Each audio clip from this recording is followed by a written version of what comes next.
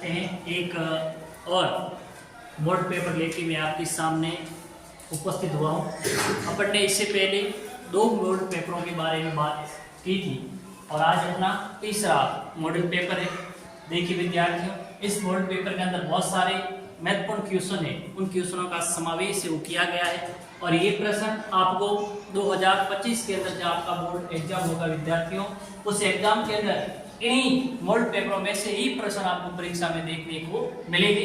इसलिए आप इस चैनल के माध्यम से अपनी जो तैयारी है उसको और मजबूत बना सकते हैं कि पूरे में से पूरे नंबर है वो किस प्रकार से हासिल किए जा सकते हैं। तो उसके लिए आप इस चैनल पर विजिट जरूर करें। तो अपन देखते हैं आज का जो अपना मॉडल पेपर है उसके अंदर किस प्रकार के प्रश्नों का समावेश किया गया है, किस और कौन सा प्रश्न है जो बहुत ही महत्वपूर्ण है। लगभग संपूर्ण प्रश्नों को बड़ी मेहनत करके और इसको बहुत इंपॉर्टेंट क्वेश्चन थे परीक्षा की दृष्टि से, उन्हीं प्रश्नों को यह समावेश किया गया। और खास बात यह है विद्यार्थियों कि इसके अंतर्गत आपको यानी जो मॉडल पेपर बिल्कुल ब्लूप्रिंट के से या ब्लूप्रिंट पर पूर्ण रूप से ब्लूप्रिंट पर आधारित है और मुझे पूर्ण विश्वास और उम्मीद है कि आपको मैंने यहाँ जो प्रश्न तैयार किए विद्यार्थियों, यही प्रश्न आपको बोर्ड परीक्षा में देखने को मिलेंगे। तो आप इस बात पर पूर्ण रूप से विश्वास कीजिए और इन प्रश्नों का अपन अभी देखते हैं किस प्रकार के प्रश्न है। देखते हैं सबसे पहले आप और हम सब जानते हैं विद्यार्थियों, अपने को जो प्रश्न मिलेंगे वो सारे बहुवैकल्पिक प्रश्न होंगे और ये जो बहुवैकल्पिक प्रश्न है विद्यार्थियों, इन बहुवैकल्पिक प्रश्नों की संख्या कितनी होगी? 18 क्वेश्चन होंगे और प्रत्येक प्रश्न विद्यार्थियों 1/2 नंबर का होगा। अब किस पार्ट में से कौन सा प्रश्न आएगा, वही प्रश्न है ब्लूप्रिंट के हिसाब से ही याद किए गए विद्यार्थियों, जिसके अंतर्गत अपन देखते हैं सबसे पहले खंड अ और खंड अ के अंदर बहुवैकल्पिक प्रश्न आते हैं विद्यार्थियों। खाली जगह इस खंड अ के अंतर्गत आएगी आपकी और अति लघुतात्मक क्वेश्चन है वही विद्यार्थियों खंड अ के अंतर्गत शामिल किए जाते हैं। अपन देखते हैं सबसे पहले बहुवैकल्पिक प्रश्न। जब मैं बहुवैकल्पिक प्रश्नों की बात करता हूं विद्यार्थियों, तो इसके अंतर्गत अपने सबसे पहला प्रश्न है वो आपके सामने है, दिखाई दे रहा है। और पहला प्रश्न अपना ये है विद्यार्थियों कि मानव भूगोल विषय की प्रकृति में निम्न में से कौन सा गुण नहीं पाया जाता। यानी मानव भूगोल विषय की जो प्रकृति है, उस मानव भूगोल का जो विषय है उसकी प्रकृति में किस प्रकार की विशेषता या कौन सा गुण है वो नहीं है। प्रश्न क्या है? गुण नहीं पाया जाता है, यानी उसकी विशेषता या उसका गुण नहीं होता है। क्या मानव भूगोल है वो गत्यात्मकता है, या मानव भूगोल संकीर्ण होता है, या मानव भूगोल अंतर विषयक है, या व्यापक है। यानी गत्यात्मकता है कि इसमें क्या परिवर्तन होता है, या संकीर्ण का मतलब ये क्या सीमित है यानी संकुचित है, या अंतर विषयक यानी इसका एक विषय से दूसरे विषय से क्या कोई संबंध है, या व्यापक यानी विस्तृत स्तर पर है। यानी इनमें से चार में से कौन सी विशेषता है वो मानव भूगोल की विषय की जो प्रकृति है उसकी विशेषता नहीं है, वो देखना है आपको। और अगला प्रश्न है अपने पास विद्यार्थियों, निम्न में से कौन सा तत्व मानव भूगोल विषय से संबंधित नहीं है। यानी यहाँ पे कुछ तत्व दिए गए और कौन सा ऐसा तत्व है जो मानव भूगोल के अंदर उसका अध्ययन नहीं किया जाता है।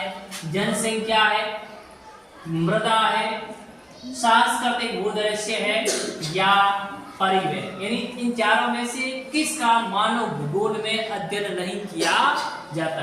यानी किया किसका जाता है? 3 ऐसे तत्व हैं जिनका मानव भूगोल में अध्ययन किया जाता है विद्यार्थियों। एक इनमें ऐसा है जिसका मानव भूगोल में अध्ययन नहीं किया जाता है, वो कौन सा है? वो आपने इसकी क्या करनी विद्यार्थियों? पहचान करनी है। तो इस प्रकार से ये पहला और दूसरा दोनों जो आपके बहुवैकल्पिक प्रश्न थे विद्यार्थियों, ये दोनों के दोनों प्रश्न आपको पहले पार्ट में से ही पूछे जाएंगे। दूसरा अगला तीसरा प्रश्न मेरे पास, निम्न में से कौन सा एक विरल जनसंख्या वाला क्षेत्र नहीं है। यानी विश्व के अंदर कुछ क्षेत्रों के नाम दिए गए हैं, आपसे पूछा है कि निम्न में से कौन सा विरल जनसंख्या वाला क्षेत्र नहीं है। इसका मतलब क्या हुआ? पहले प्रश्न को प्रकृति को समझिए बच्चों। प्रकृति, प्रश्न की प्रकृति क्या है? प्रकृति ये कि निम्न में से कौन सा क्षेत्र है विरल जनसंख्या वाला क्षेत्र नहीं। कहने का मतलब कि ऐसा कौन सा क्षेत्र है जहां पे विरल का मतलब कम जनसंख्या निवास नहीं करती है। जब कम जनसंख्या निवास नहीं करेगी तो सीधी सी बात है कि वहां जनसंख्या कैसी होगी, ज्यादा। संघन जनसंख्या वाला प्रदेश, उसकी पहचान करनी है। तो प्रश्न को समझना पहले। अब देखिए चारों में से कौन सा क्षेत्र है जहां पे संघन जनसंख्या निवास करती है, यानी विश्व स्तर पे बात हो रही है बच्चों। क्या भूमध्य रेखीय प्रदेश है, यानी भूमध्य रेखा के आसपास वाला क्षेत्र है, वो है क्या? या अटाकामा मरुस्थल है क्या बच्चों, या दक्षिणी पूर्वी एशिया वाला क्षेत्र है, या फिर ध्रुवीय क्षेत्र। यानी इन चारों में से एक ऐसा क्षेत्र है विद्यार्थियों जहां पे संघन रूप से क्या पाई जाती है, जनसंख्या निवास करती है। लेकिन 3 क्षेत्र ऐसे हैं वहां जनसंख्या क्या बिल्कुल विरल है, विरल यानी कम है। तो कौन सा? दक्षिणी पूर्वी एशिया, जिसको अपन जानते हैं कि एशिया महाद्वीप के अंदर, विश्व के अंदर 10 देश ऐसे हैं जिनमें सर्वाधिक जनसंख्या निवास करती है। उन 10 देशों में से विद्यार्थियों 6 देश मात्र एक महाद्वीप में, वो कौन सा महाद्वीप है? एशिया महाद्वीप के अंदर।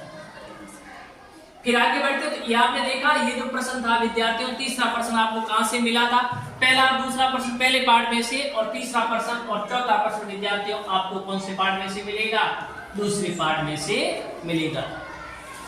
अब अगला प्रश्न है कि जनसंख्या की वास्तविक वृद्धि दर की गणना निम्न में से किसके द्वारा नहीं? जनसंख्या वृद्धि, एक प्राकृतिक जनसंख्या वृद्धि होती है, क्या होती है? एक होती है प्राकृतिक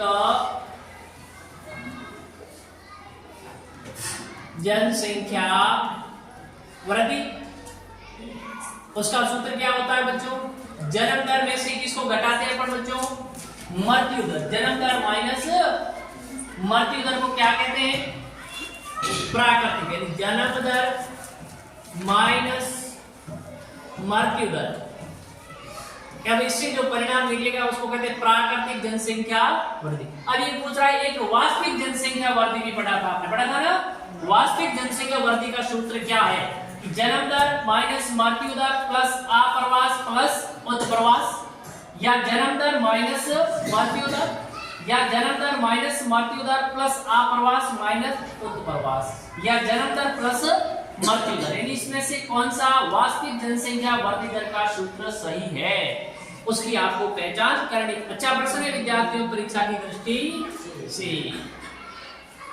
अब अगला प्रश्न है अपने पास कि निम्न में से कौन सा सूचकांक मानव विकास में कमी को मापता? देखो तीसरा और चौथे जो बहुवैकल्पिक प्रश्न थे विद्यार्थियों दूसरे पार्ट में से, और ये तीसरे मानव विकास वाला चैप्टर उसमें से प्रश्न है विद्यार्थियों कि निम्न में से कौन सा सूचकांक मानव विकास में, आपने पढ़ा था अपने मानव विकास की अवधारणा के बारे में लोगों ने बात की थी, और उसमें आपने देखा था कि एक मानव विकास सूचकांक है, वो सूचकांक मानव विकास में कमी को बताता है। क्या बताता है? कमी को। वो कौन सा कमी को मापन करता है? क्या मानव विकास सूचकांक है, या मानव गरीबी सूचकांक है, या मानव कार्य क्षमता सूचकांक है, या वैश्विक अर्थव्यवस्था सूचकांक है? यानी कौन सा जो सूचकांक है वो मानव विकास में कमी को बताता है, उसकी आप लोगों की पहचान करनी है विद्यार्थियों, और ये अपने पढ़ा था अच्छी तरह से। अगला प्रश्न है निम्न में से भूमध्य सागरीय कृषि का क्षेत्र, भूमध्य सागरीय कृषि का महत्वपूर्ण क्षेत्र नहीं है। यानी यहाँ पे आपको अपने पढ़ा था कृषि के प्रकार, उसमें भूमध्य सागरीय कृषि के बारे में अपन लोगों ने बात की थी। जब हमने भूमध्य सागरीय कृषि की बात की थी तो उनमें से किस क्षेत्र के अंदर, अब इनमें से 4 ऑप्शन आपको मिलेंगे विद्यार्थियों, इनमें से आपको पहचान करनी है कि ऐसा कौन सा क्षेत्र है जिसमें भूमध्य सागरीय क्षेत्र में कृषि की जाती नहीं है। प्रश्न क्या भूमध्य सागरीय कृषि का महत्वपूर्ण क्षेत्र नहीं है? तो कहने का मतलब कि उस क्षेत्र में भूमध्य सागरीय कृषि की जाती नहीं है। क्या मध्यवर्ती चिली है, या कैलिफोर्निया है बच्चों, उत्तरी ऑस्ट्रेलिया है, या फिर उत्तरी यूरोप है? यह आपको क्या करनी है विद्यार्थियों? पहचान करनी है कि किस क्षेत्र के अंदर ये भूमध्य सागरीय कृषि नहीं की जाती। ये कौन सा चैप्टर था विद्यार्थियों? आपने चौथा चैप्टर पढ़ा था प्राथमिक क्रियाकलाप, उससे संबंधित प्रश्न था। छठा प्रश्न इससे संबंधित, पांचवा मानव विकास से। आगे बढ़ते हैं तो अगला प्रश्न आपके सामने है बच्चों, और अगला प्रश्न है अपना कि पूंजीवादी देशों में निम्न में से अधिकतर किस तरह के उद्योग होते हैं? अभी आपने पढ़ा था चैप्टर नंबर द्वितीय क्रियाकलाप के अंतर्गत अपन लोगों ने पढ़ा था, उसमें पढ़ा था कि समाजवादी देश है, पूंजीवादी देश है, उसमें किस प्रकार के उद्योग है वो पनपते हैं। तो पूंजीवादी देशों में निम्न में से अधिकतर किस तरह के उद्योग होते हैं? क्या निजी क्षेत्र के उद्योग होते हैं, मिश्रित क्षेत्र के उद्योग होते हैं, या फिर सार्वजनिक क्षेत्र के उद्योग होते हैं, या फिर संयुक्त क्षेत्र के उद्योग होते हैं? तो कहने का मतलब ये चैप्टर नंबर द्वितीय जो आर्थिक क्रिया उनमें से एक प्रश्न आपको विद्यार्थी पूछा गया है। इससे आगे अपन बढ़ते हैं। तो अगला प्रश्न है अपने पास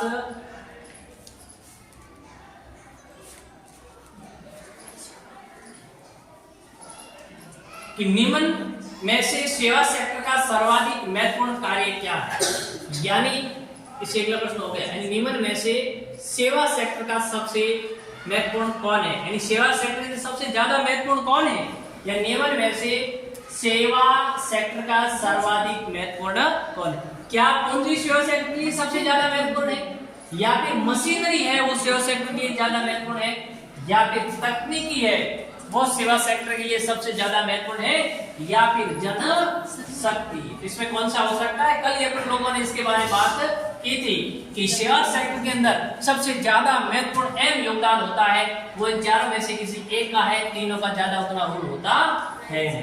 तो ये प्रश्न आपका चैप्टर नंबर तृतीय क्रियाकलाप 6 नंबर चैप्टर था, उससे पूछा गया है। अगला प्रश्न, सूचना आधारित उद्योग किस क्षेत्र से संबंधित? कल ही पढ़ा आपने कि सूचना आधारित उद्योग किस क्षेत्र से क्या है विद्यार्थियों?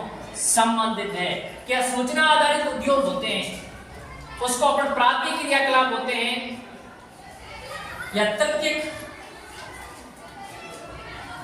या फिर द्वितीय क्रिया, या फिर उसको चतुर्थ क्रिया में शामिल किया जाता है? कल ये हम लोगों ने बात की थी। इसके बाद आगे बढ़ते हैं अपन। तो अगला है अपने पास कि कौन सी नहर, यानी कौन सी नहर पूर्व में अटलांटिक महासागर को पश्चिम में प्रशांत महासागर से जोड़ती? यानी ऐसी कौन सी नहर है जो पूर्व के अंदर का कौन सा महासागर है विद्यार्थियों?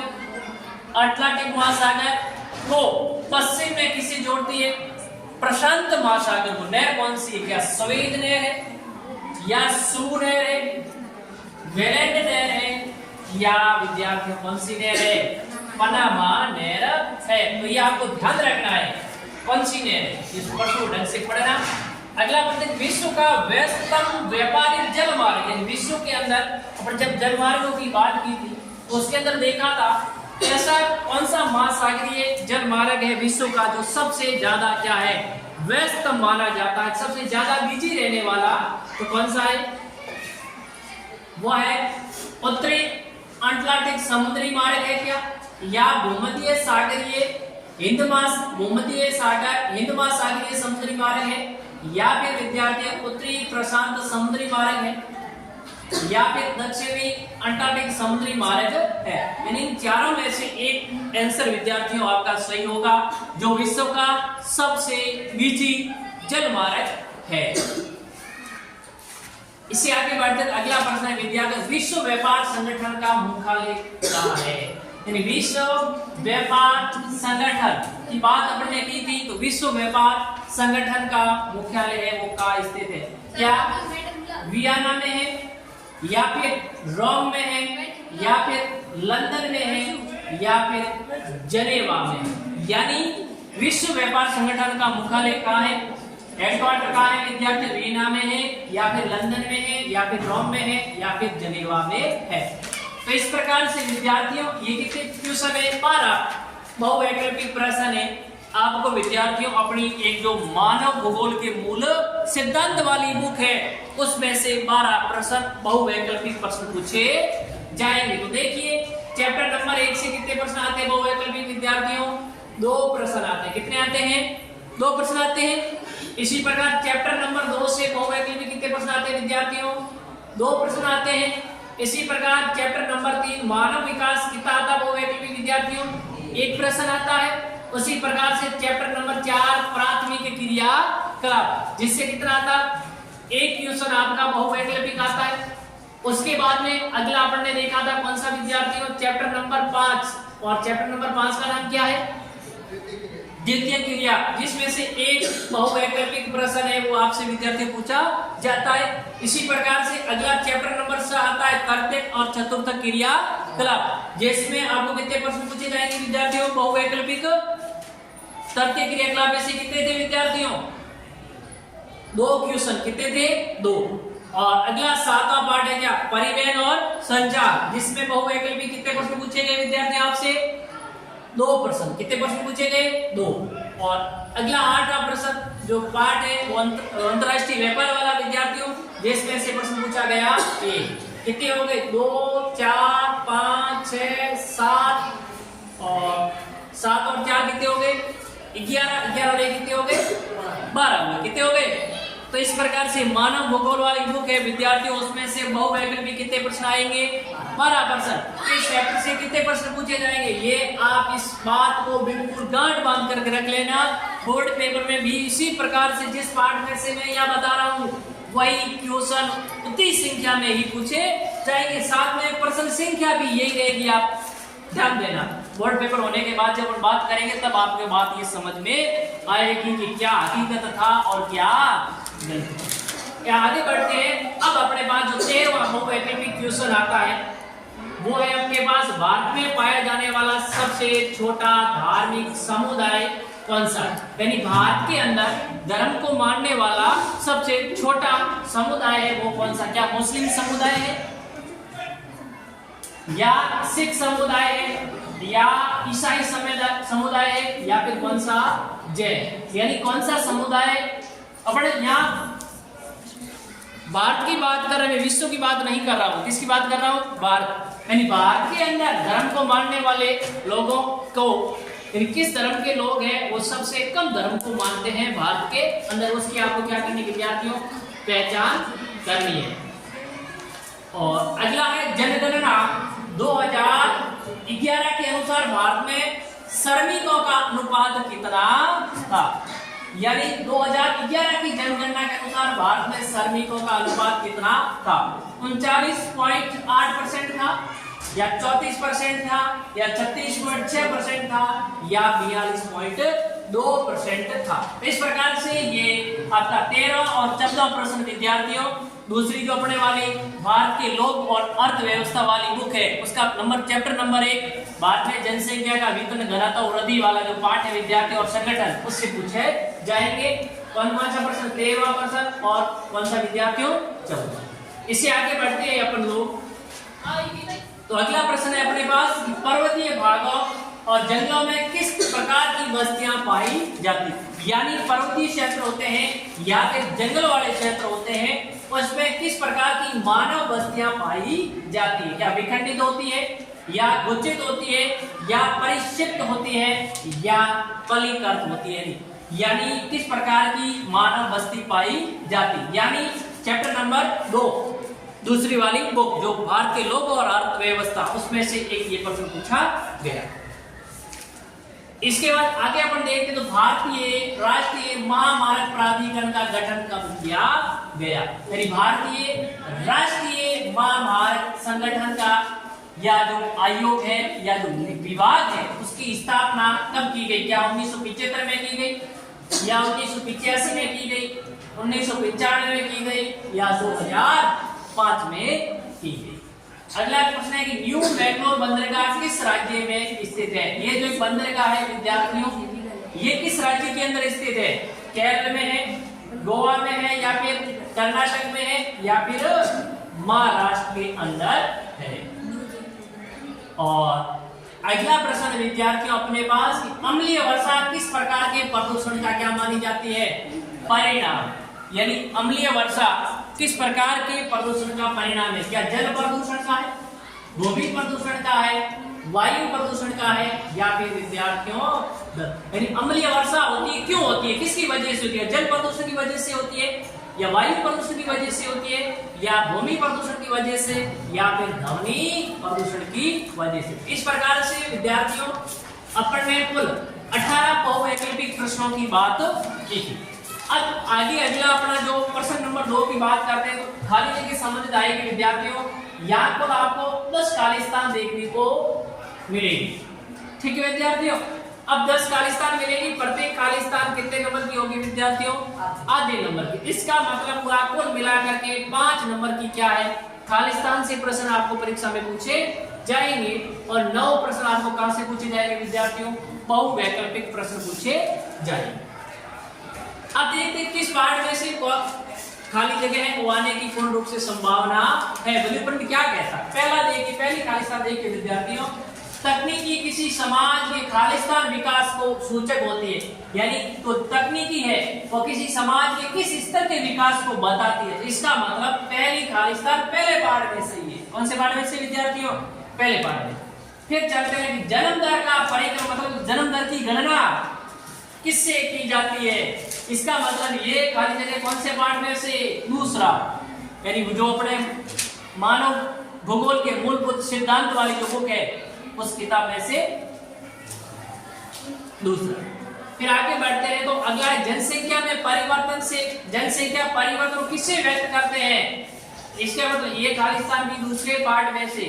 खालिस्तान के अनुसार एशिया में बहुत अधिक स्थानों पर कम लोग और कम स्थानों पर बहुत अधिक लोग रहते हैं।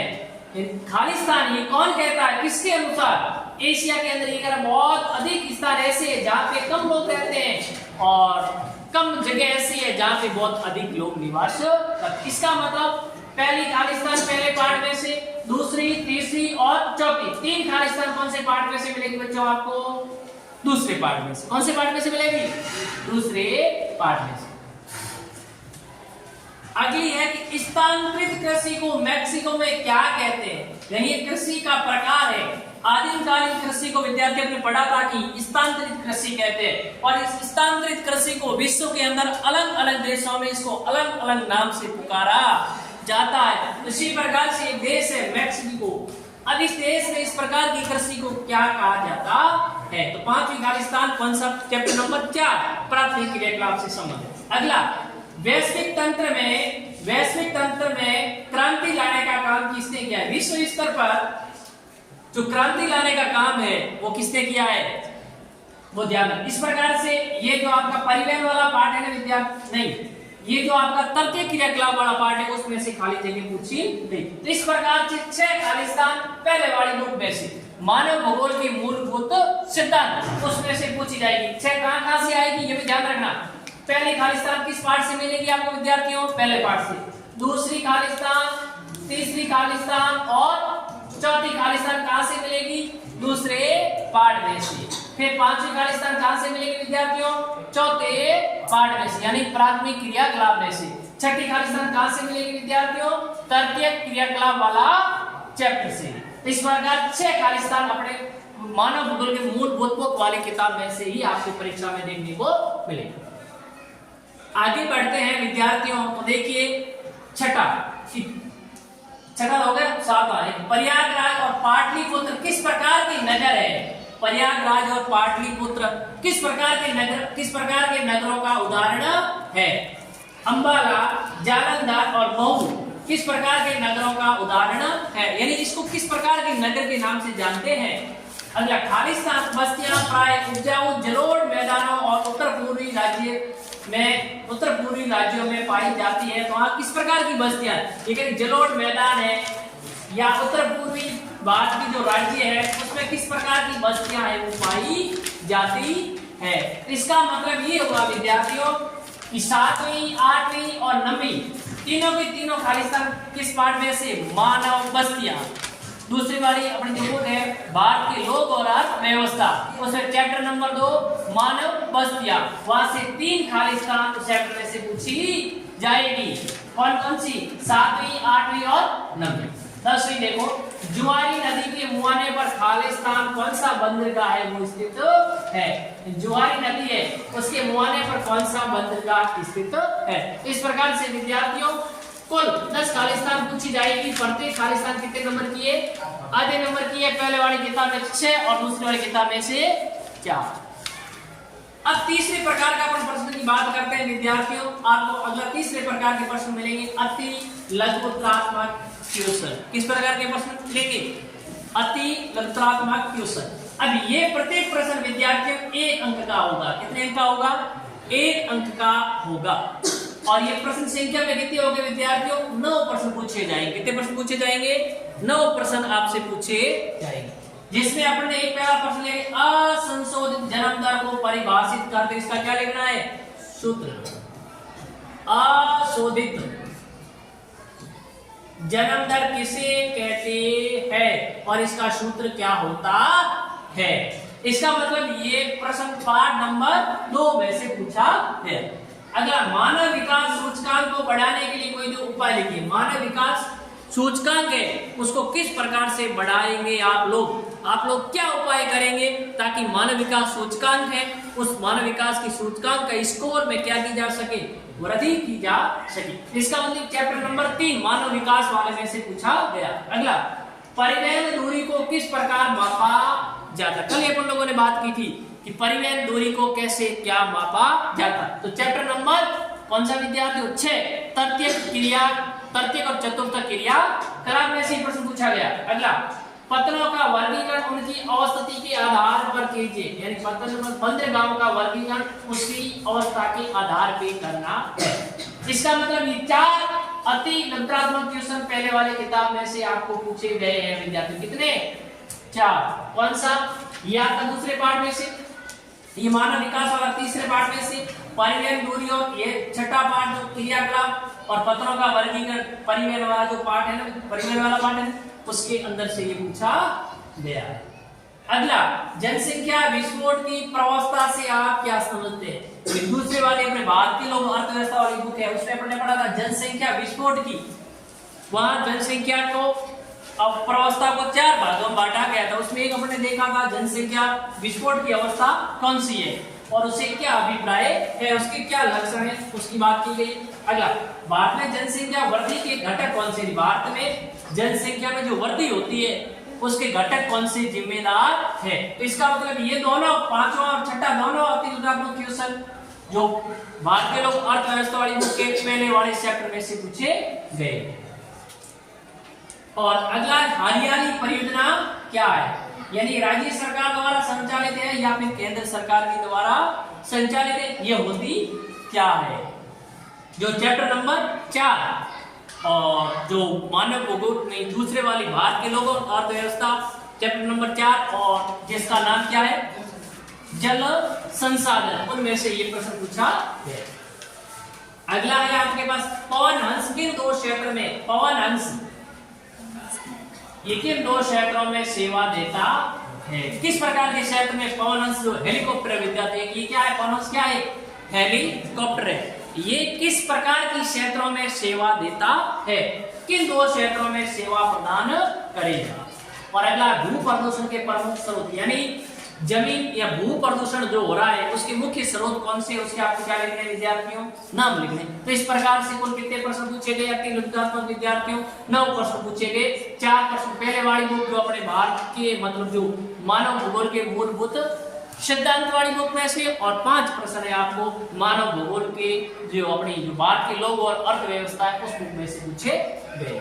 अब अगला सेक्शन, ये तीनों देखो, बहुवैकल्पिक प्रश्न, खाली स्थान और अति लब्धात्मक क्वेश्चन तीनों खंड अ सेक्शन ए में शामिल होते हैं। अगला खंड या सेक्शन है अपने पास कौन सा विद्यार्थियों? बी, और जिसमें जो प्रश्न होते हैं खंड बी या सेक्शन बी के अंदर या खंड ब में, उन प्रश्नों की प्रकृति किस प्रकार के होते हैं? लघु उत्तरात्मक क्वेश्चन होंगे। कैसे होंगे विद्यार्थियों? ये लघु उत्तरात्मक प्रश्न। कैसे प्रश्न है ये? लघु उत्तरात्मक प्रश्न। और ये प्रत्येक प्रश्न विद्यार्थियों कितने नंबर का होगा? 1.5 नंबर का होगा। कितने नंबर का होगा? 1.5 नंबर। और ये प्रश्नों की संख्या कितनी होगी विद्यार्थियों? 8। कितनी होगी? 8। अरे आपको तो अमूल्यत में याद होनी चाहिए कि किस प्रकार के कितने प्रश्न आएंगे, उसकी संख्या तो बिल्कुल याद होनी चाहिए। अब देखिए कितने होते हैं? 8। अब अपन देखते हैं इसमें सबसे पहला प्रश्न है कि 1970 के दशक में मानव भूगोल में किन 3 विचारधाराओं का उदय हुआ? यानी जब आपने चैप्टर नंबर 1 मानव भूगोल के मूलभूत सिद्धांत में देखा था 1970 के अंदर भूगोल में 3 नई विचारधाराओं का उदय हुआ था, वो कौन सी हुई? उनके आपको क्या लिखने विद्यार्थियों? नाम। 1.5 नंबर का प्रश्न है, एक का नाम आधा नंबर मिलेगा, दूसरी का आधा, तीसरी को आधा, कुल मिला के प्लस प्लस प्लस करके कितना हो गया बच्चों 1 सही 1/2। बिल्कुल ऐसे बोर्ड में आपको डिस्ट्रीब्यूट यानी ऐसा विभाजन किए हुए आएंगे प्रश्नों के अंदर। तो अब मैंने भी इसी प्रकार के प्रश्न देने का क्या क्या पूर्ण रूप से प्रयास किया है और यही प्रश्न आएंगे, आप देख लेना बोर्ड का पेपर होने के बाद जब अपन बात करेंगे तब आपकी सारी बातें आपके सामने आ जाएंगी। अगला प्रश्न संगठित और असंगठित सेवा क्षेत्र के तीन क्या देना है बच्चों आपको उदाहरण, यानी संगठित क्षेत्र में किस प्रकार की सेवा आती है और असंगठित क्षेत्र में किस प्रकार की सेवा आती है, उसके आपको क्या लिखना है, प्रत्येक के तीन उदाहरण लिखने हैं। अगला प्रश्न सवेज नहर और पनामा नहर की क्या करनी है आपको, तुलना करनी है, यानी सवेज नहर और पनामा नहर की तुलनात्मक रूप से आपको तुलना करनी है। अंतरराष्ट्रीय व्यापार के प्रमुख आधारों को लेके, अंतरराष्ट्रीय स्तर का आप व्यापार करते हैं उसके प्रमुख आधार क्या क्या है। अगला भारतीय राष्ट्रीय जल नीति 2002 की कितनी विशेषता लिखनी है विद्यार्थियों, वही आपको 3 विशेषताएं लिखनी, यानी प्रश्न नंबर 4, प्रश्न नंबर 5, प्रश्न नंबर 6 और प्रश्न नंबर 7 ये प्रश्न आपको मानव भूगोल के मूलभूत सिद्धांत वाली बुक में से पूछे जाएंगे। यानी ये प्रश्न चैप्टर नंबर पहले में से पूछा गया है और ये चैप्टर नंबर कौन सा विद्यार्थियों 6 में पूछा गया है। और सवेज नहर और पनामा नहर कौन सा, परिवहन और संचार वाले पार्ट में से पूछा गया है। और अंतरराष्ट्रीय व्यापार 8वां पार्ट है राष्ट्रीय अंतरराष्ट्रीय, उसमें से पूछा गया है। तो प्रत्येक प्रश्न कितने नंबर का विद्यार्थियों 100। अब आगे बढ़ते हैं, अगला प्रश्न है आपके पास कि भारतीय राष्ट्रीय जल नीति 2002 की कितनी विशेषता लिखनी है, 3 विशेषताएं आपको लिखनी है। और ये प्रश्न कौन से पार्ट में से पूछा गया विद्यार्थियों, जल संसाधन वाला पार्ट है नहीं आपके, उसमें से पूछा गया। अगर निम्न को क्या करना है आपको सुमेलित करना है, एक तरफ रेल मार्ग है और एक तरफ उनका क्या है मुख्यालय। अब पूर्वी रेल मार्ग का मुख्यालय कहाँ है, क्या नई दिल्ली में है, उत्तरी रेल मार्ग का मुख्यालय कहाँ है कोलकाता में है, या दक्षिणी का कहाँ है मुंबई में है, या पश्चिम का चेन्नई। इसको आपको क्या करना है, कौन सा क्या सही उसकी आपको क्या करना है विद्यार्थियों मिलान करनी है। और अगला प्रश्न है कि भारत में स्थित नाभिकीय ऊर्जा केंद्रों के क्या लिखने हैं ना, यानी भारत में नाभिकीय ऊर्जा के कितने केंद्र हैं, यानी ऊर्जा के वैसे बहुत सारे केंद्र, लेकिन अपन स्पेशल बात की है नाभिक ऊर्जा के 6 केंद्र है। बताया ना आपको कितने हैं 6, कौन सा केंद्र किस राज्य में उस समय तो उसके क्या लिखने हैं आपको नाम लिखते हैं विद्यार्थियों। और अगला प्रश्न है कि भारत में गंदी बस्तियों की समस्या, भारतीय जो गंदी बस्तियां उसमें किस प्रकार की समस्याएं व्याप्त है और कौन कौन सी समस्या व्याप्त है उसको आपको लिखना था। इस प्रकार से ये कुल कितने प्रश्न हुए विद्यार्थियों 8 प्रश्न है, वो आपको लघुत्तरात्मक प्रश्न पूछे जाएंगे। यानी किस किताब में से कितने, ये बात भी आपको क्लियर हो गई बच्चों। देखो इसमें से जो पहले वाली अपने जो की बुक है मानव भूगोल के मूलभूत सिद्धांत में से कितने प्रश्न पूछे गए, 1 2 3 और 4 प्रश्न पूछे गए। और दूसरी में से कितने पूछे गए, कुल 8 है, तो कितने पूछे गए दूसरे में से भी 4। ये प्रश्न 1, ये 2, ये 3 और ये 4, मतलब बराबर पूछे गए। अब चलते हैं आगे, अगला अपने प्रश्न जो सेक्शन आता है वो खंड 6 या सेक्शन नंबर सी, जिसमें प्रश्नों की प्रकृति होती है। वो प्रश्न होते हैं विद्यार्थी दीर्घ उत्तरीय प्रश्न। किस प्रकार के प्रश्न होते हैं, दीर्घ उत्तरीय प्रश्न। और यहाँ पर ये प्रश्न हो गए, कितने प्रश्न हो गए विद्यार्थियों, सिर्फ आपके 3 प्रश्न आपसे पूछे जाएंगे। और इन प्रश्नों की खास विशेषता है, ये क्या होते हैं विद्यार्थियों अथवा में होते हैं। क्या होते हैं अथवा में। अब अथवा में भी जो पहला प्रश्न जिस चैप्टर में से आया है अथवा वाला भी प्रश्न उसी चैप्टर में से पूछा जाएगा। खासियत है विद्यार्थी इस प्रकार के प्रश्नों की, यानी पहला प्रश्न जिस चैप्टर में से आया है उसका अथवा वाला प्रश्न भी उसी चैप्टर में से पूछा जाएगा। देखो स्वामित्व के आधार पे उद्योगों का क्या करना आपको वर्गीकरण।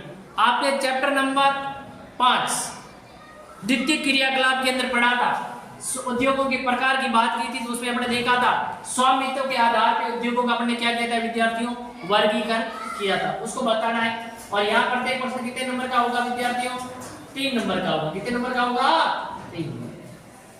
या फिर भारी और कृषि उद्योग में क्या लिखना है आपको, भारी उद्योग क्या होते हैं और कृषि उद्योग क्या होते हैं, उसमें क्या लिखना है अंतर। यानी दोनों के दोनों प्रश्न प्रश्न है वो द्वितीय क्रियाकलाप में से पूछा गया है, ध्यान रखना। और ये 12 प्रश्न है इसी पाठ में से ही परीक्षा में आएगा, ध्यान रखना। अगला, भारत में ऊर्जा के परंपरागत स्रोतों का वर्णन। ये पहले वाली किताब जो मानव भूगोल के मूलभूत सिद्धांत में से पूछा गया है। और ये 13वां प्रश्न है, ये कहां से पूछा गया विद्यार्थियों? मानव जो दूसरी है भारत के लोग और अर्थव्यवस्था वाली बुक में से पूछा गया है। भारत में ऊर्जा के परंपरागत यानी ऊर्जा के स्रोत दो होते हैं, एक परंपरागत होता है, एक होता है गैर परंपरागत या जिसके लिए अपरंपरागत। तो आपको यहाँ परंपरागत स्रोतों का वर्णन करना है या भारत की प्रमुख खनिज पेटियां कौन कौन सी है उसके बारे में वर्णन करना है। ये दोनों के दोनों प्रश्न एक ही चैप्टर में से पूछे गए। और अगला प्रश्न है विद्यार्थियों 14वां कि भरमौर जनजाति विकास परियोजना के उद्देश्य क्या? यानी भरमौर जनजाति विकास जो परियोजना है ये किस प्रकार के क्षेत्रों में चलती है, इस योजना को चलाने के पीछे मुख्य उद्देश्य क्या है, अथवा इंदिरा गांधी नहर परियोजना के आने से पर्यावरण पर किस प्रकार का प्रभाव दुष्प्रभाव है वो पढ़ते हैं। तो ये दोनों के दोनों एक ही चैप्टर में से प्रश्न पूछे गए। तो इसका मतलब ये हुआ विद्यार्थियों कि दीर्घ उत्तरीय प्रश्न कितने हो गए? 3। प्रत्येक प्रश्न कितने नंबर का विद्यार्थियों? 3। किस किताब में से कितने पूछे जाएंगे? मानव भूगोल के मूलभूत सिद्धांत में से एक प्रश्न पूछा गया और 2 प्रश्न कहां से पूछे गए विद्यार्थियों? भारत के लोग और अर्थव्यवस्था वाली बुक में से पूछे जाएंगे। ध्यान रखना परीक्षा में बिल्कुल ऐसा है। अगला है अपने पास खंड नंबर 10 जिसको सेक्शन बी कहते हैं। इनमें कितने प्रश्न है विद्यार्थियों? 2 प्रश्न है। कितने प्रश्न है? 2। और इस प्रकार के प्रश्नों की प्रकृति कैसे, किस प्रकार के प्रश्न होंगे विद्यार्थियों? निबंधात्मक प्रश्न होंगे। कैसे प्रश्न होंगे? निबंधात्मक प्रश्न होंगे। प्रत्येक प्रश्न कितने नंबर का होगा विद्यार्थियों? 4 नंबर का होगा। तो इसका मतलब एक प्रश्न अपना मानव भूगोल के मूलभूत सिद्धांत में से होगा और एक प्रश्न होगा भारत के लोग और अर्थव्यवस्था वाली बुक में से। निर्वाह कृषि को वर्गीकृत करते हुए, निर्वाह कृषि को आपको क्या करना है? वर्गीकृत करना है और साथ में उसकी क्या लेनी है? विशेषता लेनी है। और इस प्रकार की कृषि विश्व के किस प्रकार के क्षेत्रों में की जाती है उसका भी क्या लिखना है बच्चों? नाम लिखना है। और ये प्रश्न भी खास विशेषता किसमें मिलेंगे? अथवा में। और अथवा में मिलेंगे, ये भी ध्यान रखना दोनों के दोनों प्रश्न उसी पाठ में से मिलेंगे। एक डेयरी कृषि की प्रमुख विशेषताओं का वर्णन करना। डेयरी कृषि की मुख्य विशेषताएं क्या है और विश्व में डेयरी कृषि की प्रमुख क्षेत्र कौन कौन से क्षेत्र है विश्व के अंदर जहां पर किस प्रकार की कृषि की जाती है?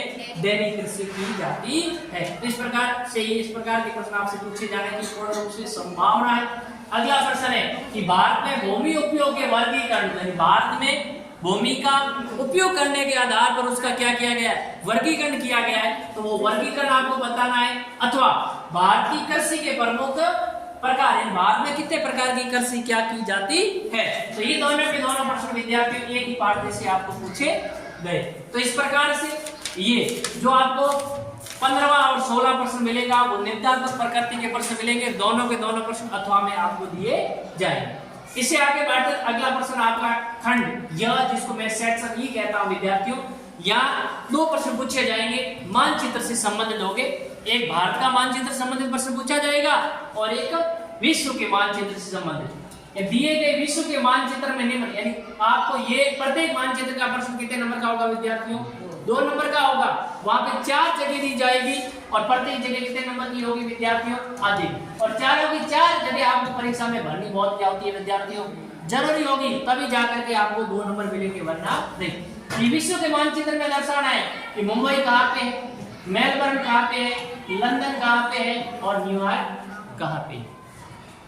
इसी प्रकार से अगला प्रश्न कि भारत के मानचित्र में निम्न स्थानों को दर्शाना। यहाँ पर भी 4 दिए जाएंगे कि खेतड़ी कहाँ है, उदयपुर कहाँ है, सी भूमि कहाँ है और भीलवाड़ा कहाँ। तो इस प्रकार के 4 जगह, प्रत्येक जगह आधे नंबर की विद्यार्थियों।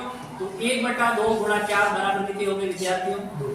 तो इस प्रकार से इस प्रकार के प्रश्न पूछे जाएंगे। और साथ साथ में ध्यान रखना विद्यार्थियों कि अगर आप अपनी परीक्षा की तैयारी को और बेहतरीन बनाना चाहते हैं और ये भी चाहते हैं कि मैं भूगोल में पूरे में से पूरे नंबर प्राप्त करूं, तो इसके लिए आप अपने इस चैनल पे जाइए। यहाँ पे बहुत सारे आपको मॉडल पेपर है वो उपलब्ध होंगे और इन मॉडल पेपर की खास विशेषता ये है विद्यार्थियों कि परीक्षा में जो प्रश्न जिस संख्यात्मक जो संख्या से मिलेगा ना वैसे वैसे यहाँ दिए हुए हैं। बिल्कुल 100% ब्लूप्रिंट पे आधारित है। तो आप इस पर जाइए, अवलोकन कीजिए और अपनी तैयारी को और बेहतरीन बनाइए। और साथ में देखिए विद्यार्थी, आपको जो कॉपी दी आएगी उसके अंदर इस प्रकार से मानचित्र, दोनों के दोनों मानचित्र आपको दिए हुए आएंगे।